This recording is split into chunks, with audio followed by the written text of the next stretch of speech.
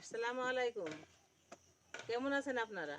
আশা করি আল্লাহর রহমতে আপনারা ভালোই আছেন। আমিও ভালো আছি। সমস্ত জিনিসপত্র নিয়ে সোনাভানু কিচেনে আমরা হাজির হয়ে গেছি। এখন রান্নার কাজ শুরু হবে। আজ হবে মিষ্টি খাবার। পায়েস রান্না হবে, সেমাই রান্না হবে, গোবিন্দভোগ চালের পায়েস রান্না করব, পাতলা পায়েস। আর এই যে সেমাই রান্না করব। এই যে নারকেল কুড়া, কিশমিশ, কাজু বাদাম, মশলা সব কিছু নিয়ে হাজির হয়ে গেছি। এখন উনানটা ধরে ফেলবো।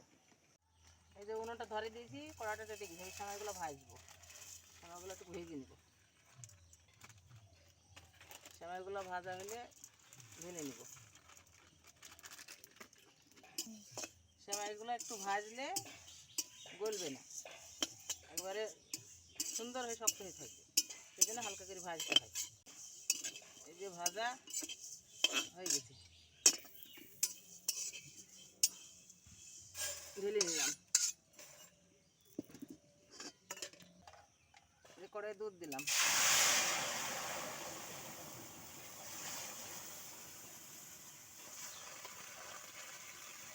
দুধগুলো গরম হলে সেমাইটা ঢেলে দিব। দুধটা দেওয়া হয়ে গেছে, দুধটা সুন্দর করে ফুটবে, তারপরে সেমাইটা ঢেলে দিব। ঈদের রেসিপি মিষ্টি খাবার, তাই বানানো হচ্ছে। ফুটে গেছে, সেমাইটা ঢেলে দিলাম। ঢেলে দিলে একটু ফোটা পরই হয়ে যাবে।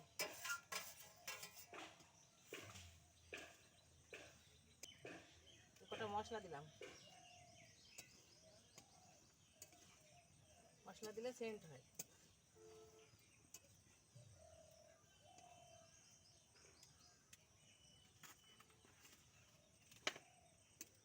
সুন্দরভাবে ফুটছে, এক্ষুনি সেদ্ধ হয়ে যাবে।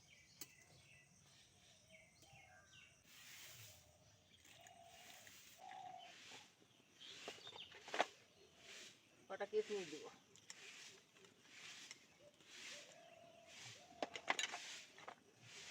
নারকেল কুড়া,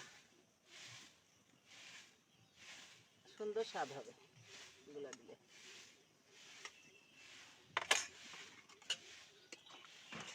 একটু ফুটিলি চিনি দিব।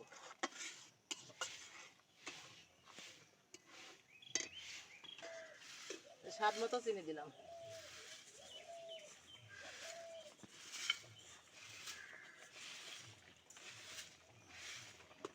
ফুটে গেলে নামিয়ে ফেলি। হয়ে গেছে রান্না, রান্না হয়ে গেছে, ঢেলে নিলাম বাটিতে। দিলাম গোবিন্দভোগ চালের পায়েস হবে।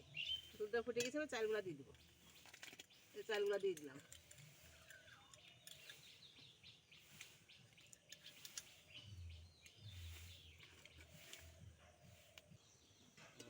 চালগুলা সিদ্ধ হয়ে এসছে, ভাপ ফুটছে। এবার নারকেলগুলা দিয়ে দিব।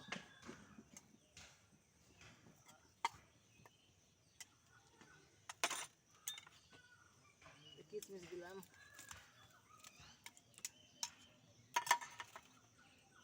কাজু বালা দিলাম।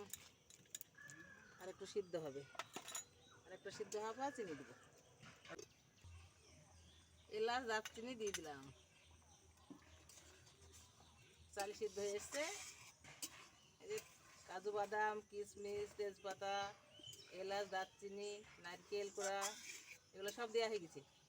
এবার চিনি দিয়ে নামিয়ে ফেলি। চিনি দিলে পায়েস রান্না শেষ।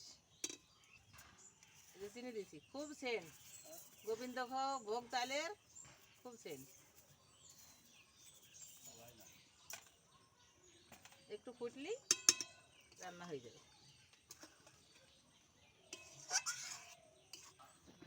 রান্না হয়ে গেছে, ঢেলে নিব। ভিডিওটা ভালো লাগলে লাইক শেয়ার কমেন্ট করেন। আবার দেখা হবে পরের ভিডিওতে।